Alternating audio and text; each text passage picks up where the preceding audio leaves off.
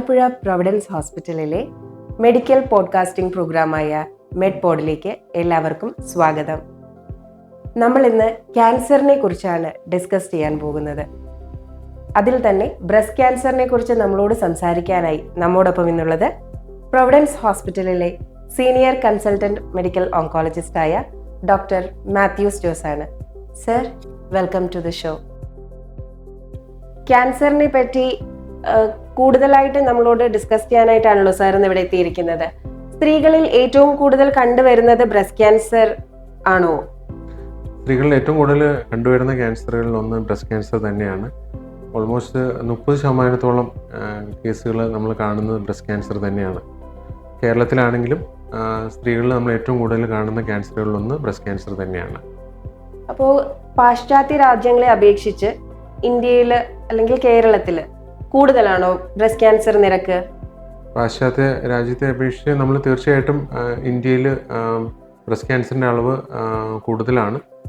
അതിൽ പല കാരണങ്ങൾ ചൂണ്ടിക്കാണിക്കുന്നുണ്ട്. പലപ്പോഴും നമ്മുടെ ലൈഫ് സ്റ്റൈൽ ചേഞ്ചസ് ആണ് ഒരു കാരണം. നമ്മുടെ ഫുഡ് ഹാബിറ്റ്സ്, ഫിസിക്കൽ ആക്ടിവിറ്റീസിലുള്ള കുറവ്, പിന്നെ കൂടുതലും ആൽക്കഹോൾ കൺസംഷൻ, സ്മോക്കിംഗ് ഹാബിറ്റ്സ്, ഇങ്ങനെയുള്ള കാര്യങ്ങളെല്ലാം കൂടുതലായിട്ട് കാണുന്നു. ഇതെല്ലാം ബ്രസ്റ്റ് ക്യാൻസർ കൂടുതലായിട്ട് കാണാനുള്ള കാരണങ്ങളായി പറയപ്പെടുന്നു. ഏത് പ്രായപരിധിയിലുള്ള സ്ത്രീകളിലാണ് കൂടുതലായിട്ടും ബ്രസ്റ്റ് ക്യാൻസർ കണ്ടുവരുന്നത്? നമ്മൾ പാശ്ചാത്യ രാജ്യങ്ങളെ സംബന്ധിച്ച് ഒരു 60 ഇയേഴ്സ് പ്ലസ് ആയിരിക്കും കൂടുതൽ കാണുന്നത്. പക്ഷെ നമ്മൾ ഇന്ത്യയിൽ കൂടുതലും നമ്മൾ 25 വയസ്സിനും 50 വയസ്സിനും ഇടയിലുള്ള യങ്ങായിട്ടുള്ള പോപ്പുലേഷനിലാണ് കൂടുതലും ബ്രസ്റ്റ് ക്യാൻസർ കണ്ടുവരുന്നത്. അപ്പോൾ ഇത് നമുക്ക് ആരംഭത്തിലേ തന്നെ കണ്ടെത്താനാകുമോ? തീർച്ചയായിട്ടും ആരംഭത്തിലേ കണ്ടെത്തണമെങ്കിൽ നമ്മളത് സ്ക്രീനിങ് ടെസ്റ്റുകൾ നമ്മൾ നേരത്തെ ഒരു 40 ഇയേഴ്സ് പ്ലസ് കഴിയുമ്പോൾ തന്നെ നമ്മൾ സ്ക്രീനിങ് ടെസ്റ്റുകൾ നമ്മൾ കൃത്യമായി ചെയ്യണം. അൺഫോർച്ചുനേറ്റ്ലി സ്ക്രീനിങ് ടെസ്റ്റുകളുടെ അഭാവമാണ് നമ്മൾ ഈ ഒരു ബ്രസ്റ്റ് ക്യാൻസറിന്റെ മോർട്ടാലിറ്റി റേറ്റ് കൂട്ടുന്നത്.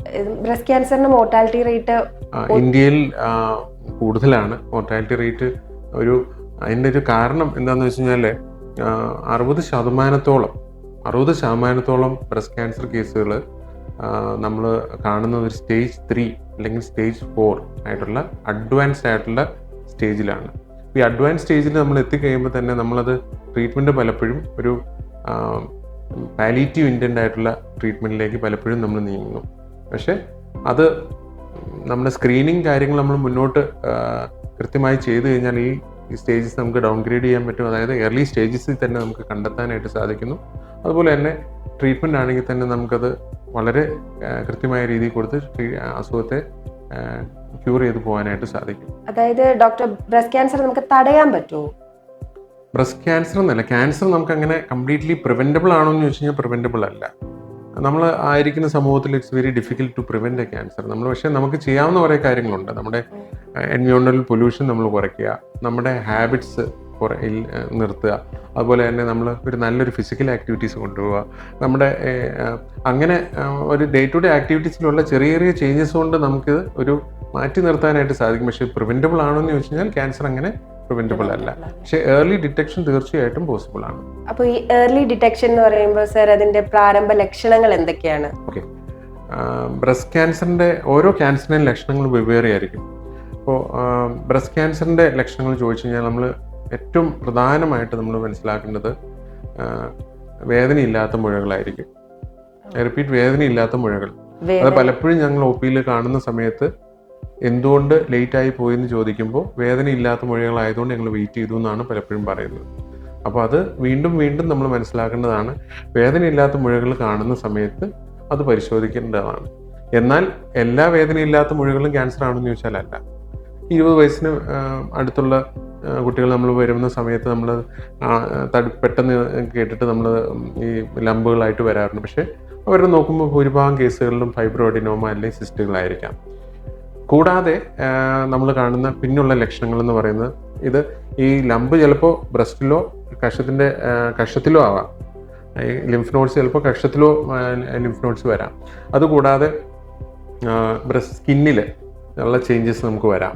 ഡിംപ്ലിങ്, അങ്ങനെ കാര്യങ്ങൾ സ്കിന്നിൽ ചേഞ്ചസ് വരാം. അതുപോലെ രണ്ട് ബ്രസ്റ്റും തമ്മിലുള്ളൊരു കമ്പാരിസൺ എപ്പോഴും വേണം. ഒരു ബ്രസ്റ്റിൽ എപ്പോഴെങ്കിലും സൈസിൽ ചേഞ്ച് കാര്യങ്ങളുണ്ടെങ്കിൽ നമ്മൾ നോക്കേണ്ടതാണ്. അതുപോലെ നിപ്പിളിൽ റിട്രാക്ഷൻ, ഉള്ളിലേക്ക് വലിയുന്ന ഒരു അവസ്ഥയുണ്ടെങ്കിൽ, നിപ്പിളിൽ നിന്ന് എന്തെങ്കിലും ഡിസ്ചാർജസ് അല്ലെങ്കിൽ ബ്ലഡ് വരുന്ന അവസ്ഥയുണ്ടെങ്കിൽ, ഇത്തരത്തിലുള്ള ലക്ഷണങ്ങളെല്ലാം തീർച്ചയായും ശ്രദ്ധിച്ച് നമ്മൾ മുന്നോട്ട് നോക്കേണ്ട ലക്ഷണങ്ങളാണ്. അപ്പോൾ പ്രധാനമായും ഏത് പ്രായക്കാരാണ് ഈ സ്ക്രീനിങ് കൃത്യമായി ചെയ്യേണ്ടതായിട്ട് വരുന്നത്? സ്ക്രീനിങ് എന്ന് പറഞ്ഞാൽ നമ്മളൊരു 20 ഇയേഴ്സ് കഴിയുമ്പോൾ മുതൽ അവരവർ ബ്രസ്റ്റ് സെൽഫ് എക്സാമിനേഷൻ തീർച്ചയായും ചെയ്യേണ്ടതാണ്. 20 ഇയേഴ്സ് മുതൽ നമ്മൾ നോക്കേണ്ടതാണ്. കാരണം ഞാൻ ആ ഏജ് ഗ്രൂപ്പ് പറഞ്ഞല്ലോ, അപ്പോൾ 25 ഇയേഴ്സ് മുതൽ ആർക്ക് വേണമെങ്കിലും നമ്മൾ ബ്രസ്റ്റ് ക്യാൻസർ വരാനുള്ള സാധ്യതയുണ്ട്. അപ്പോൾ സെൽഫ് ബ്രസ്റ്റ് എക്സാമിനേഷൻ കൃത്യമായിട്ട് നമ്മൾ നോക്കേണ്ടതാണ്. അപ്പോൾ ഒരു 40 വയസ്സിന് അപ്പുറം നമ്മൾ യൂഷ്വലി ഒരു 2 വർഷത്തിലൊരിക്കലെങ്കിലും ഒരു മാമോഗ്രാം ചെയ്യുന്നത് നല്ലതാണ്. 40 വയസ്സിൽ താഴെയാണെങ്കിൽ നമുക്കൊരു അൾട്രാസൗണ്ട് ബ്രസ്റ്റ് നമുക്ക് എടുത്ത് നോക്കാവുന്നതാണ്. അപ്പോൾ ഈ ഒരു ഏജ് ഗ്രൂപ്പിൽ കൃത്യമായിട്ട് നമ്മൾ ഈ പറയുന്ന കാര്യങ്ങൾ നമ്മൾ ചെയ്താൽ നമുക്ക് ബ്രസ്റ്റ് ക്യാൻസറിനെ നമുക്ക് നേരത്തെ കണ്ടെത്താൻ സാധിക്കും. അപ്പോൾ ബ്രസ്റ്റ് ക്യാൻസർ കണ്ടെത്താനുള്ള പരിശോധനകളാണോ ഡോക്ടർ ഇപ്പോൾ മെൻഷൻ ചെയ്ത? അതായത് ബ്രസ്റ്റ് ക്യാൻസറിന് നമുക്കത് അവിടെ നമ്മൾ മനസ്സിലാക്കേണ്ട ഒരു കാര്യം സ്ക്രീനിങ്ങും ഡയഗ്നോസിസും തമ്മിലുള്ള ഒരു വ്യത്യാസമാണ് കേട്ടോ. സ്ക്രീനിങ് എന്ന് പറയുന്നത് നമുക്ക് വേറെ ലക്ഷണങ്ങളോ കാര്യങ്ങളോ ഒന്നും ഉണ്ടാവില്ല. ഡയഗ്നോസ്റ്റിക് ടെസ്റ്റുകൾ എന്ന് പറയുന്നത് നമുക്ക് ഓൾറെഡി ഒരു തടിപ്പ് നമുക്ക് കണ്ടിട്ടുണ്ടാകാം. അപ്പോൾ ആ തടിപ്പിൻ്റെ അകത്ത് നമ്മൾ കയ്യിൽ കിട്ടുമ്പോൾ തന്നെ ഒരു 1.5-2 സെൻറ്റിമീറ്ററോളം എത്തിക്കഴിയുന്ന ഒരു ലംബായിരിക്കും നമ്മൾ തുടർ ടെസ്റ്റുകളിലേക്ക് പോകുന്നത്.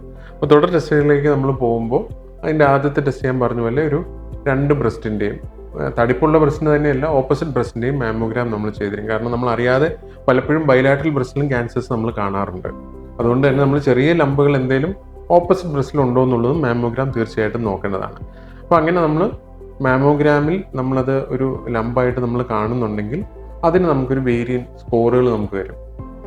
സ്കോർ 1 to സ്കോർ 6 എന്ന് പറഞ്ഞാൽ സ്കോർ നമുക്ക് വേറായിട്ട് സ്കോർ തരും. അപ്പോൾ അത് 1 to 3 നമ്മൾ സേഫാണ്. അതിൻ്റെ സ്കോർ 4, 5, 6 സ്കോറുകളാണെങ്കിൽ തീർച്ചയായും അടുത്ത സ്റ്റെപ്പ് നമ്മൾ നോക്കേണ്ടതാണ്. പ്രാരംഭ ലക്ഷണങ്ങൾക്ക് നമ്മൾ സ്ക്രീനിങ് ടെസ്റ്റുകൾ ചെയ്തു, അത് കഴിഞ്ഞിട്ടുള്ള നടപടി എന്താണ്?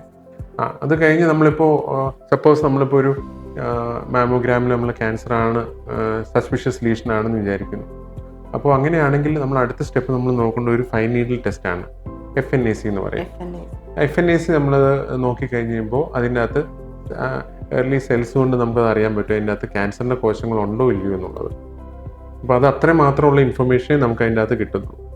അപ്പോൾ ചിലപ്പോൾ നമ്മൾ അതിൻ്റെ അകത്ത് സിസ്റ്റ് ആണെന്നുണ്ടെങ്കിൽ നമുക്കതിൽ ഫൈബ്രോഡിനോമി ആണെന്നുണ്ടെങ്കിൽ നമുക്കത് തുടർ ടെസ്റ്റുകളിലേക്ക് പോകേണ്ട ആവശ്യമില്ല.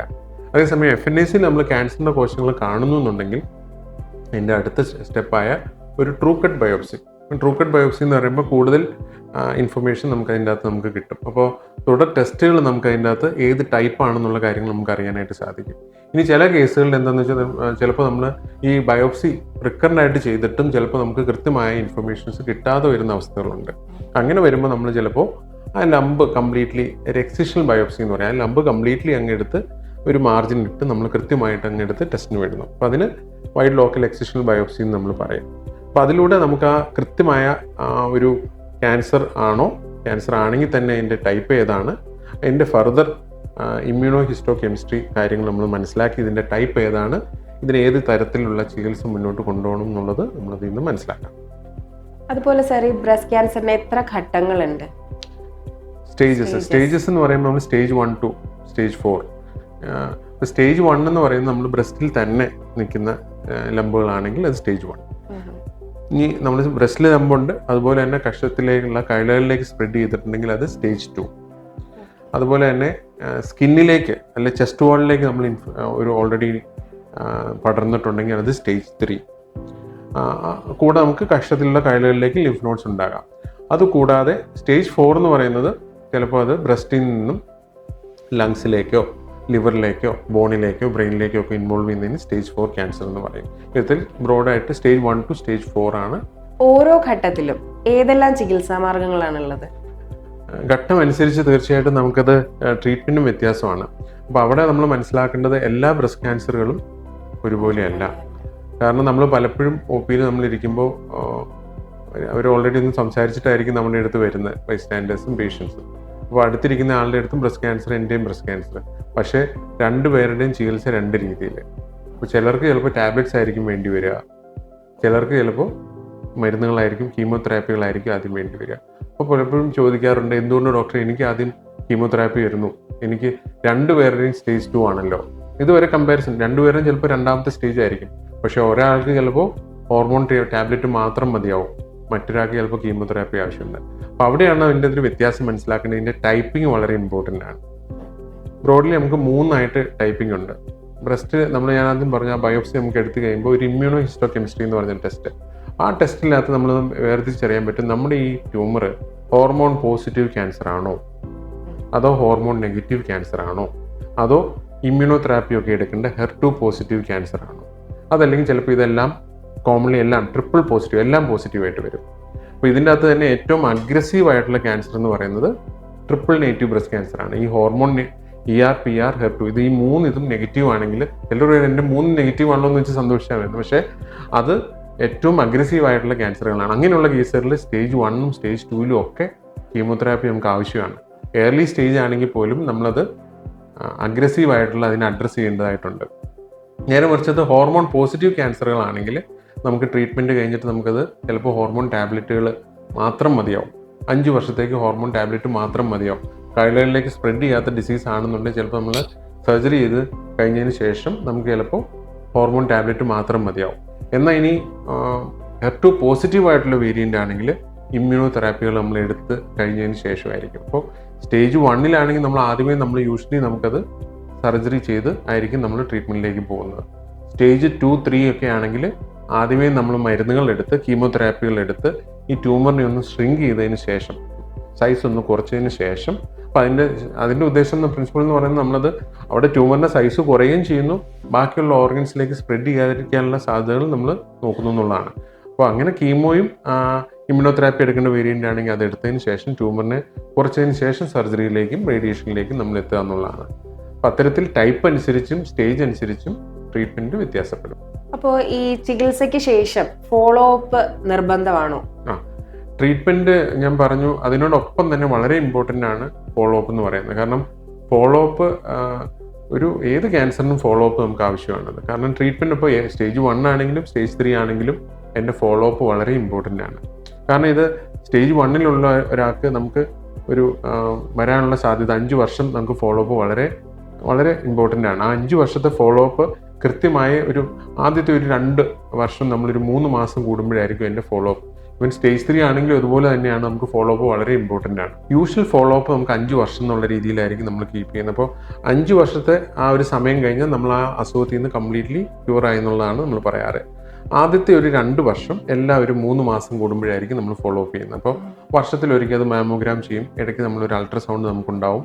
3 മാസം കൂടുമ്പോൾ നമുക്കൊരു ബ്രസ്റ്റ് എക്സാമിനേഷൻ, നമ്മൾ ഓപ്പോസിറ്റ് ബ്രസ്റ്റും സർജറി ബ്രസ്റ്റ് ലംബ് മാത്രമാണ് നമ്മൾ എടുത്തിരിക്കുന്നത്, സെയിം ആ ബ്രസ്റ്റും നമുക്കൊന്ന് ക്ലിനിക്കൽ എക്സാമിനേഷൻ നമുക്ക് ആവശ്യമാണ്.